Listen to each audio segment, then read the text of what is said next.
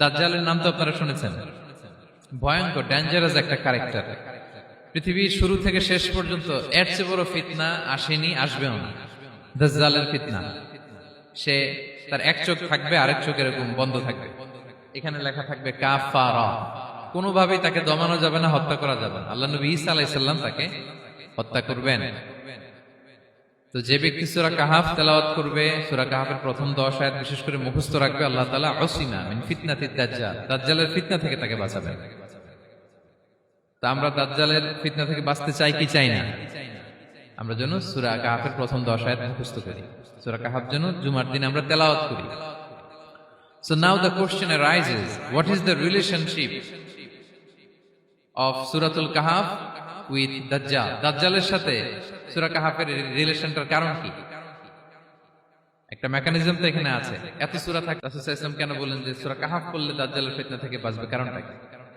এর কারণ হচ্ছে দাজ্জাল আমাদেরকে যে সমস্ত জিনিস দিয়ে ফিতনায় ফেলবে, ওই ফিতনাগুলোর সলিউশন আল্লাহ তাআলা সূরা কাহাফের ভিতরে রেখে দিয়েছেন। দাজ্জাল 4টা জিনিস দিয়ে আমাদেরকে ফিতনায় ফেলবে। দ্যাটস ট্রায়াল অফ ফেথ, এক নাম্বার। ঈমানের পরীক্ষা সে আমাদেরকে ফেলবে, আমাদের বিশ্বাস নিয়ে ছিনিমিনি খেলবে সে। এটার সলিউশন আছে সূরা কাহাফ, আমি বলবো আস্তে আস্তে। 2 নম্বরে দাজ্জাল আমাদেরকে ফিতনায় ফেলবে দ্য ট্রায়াল অফ ওয়েলথ, সম্পদ দিয়ে সে আমাদেরকে ফিতনায় ফেলবে। 3 number the trial of knowledge, জ্ঞান দিয়ে সে আমাদেরকে ফিতনায় ফেলবে।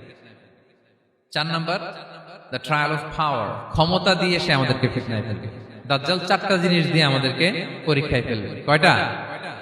1 হচ্ছে ঈমানি পরীক্ষা, 2 হচ্ছে সম্পদ দিয়ে পরীক্ষা, 3 হচ্ছে জ্ঞান দিয়ে পরীক্ষা, 4 হচ্ছে ক্ষমতা দিয়ে পরীক্ষা। সে ঈমানের পরীক্ষায় আমাদেরকে ফেলবে। সে এসে বলবে আমি তোমার রব, এবং এটা প্রমাণ করার জন্য যা যা দরকার আল্লাহ তাআলা তাকে সব দিবেন। সে সব করতে পারবে।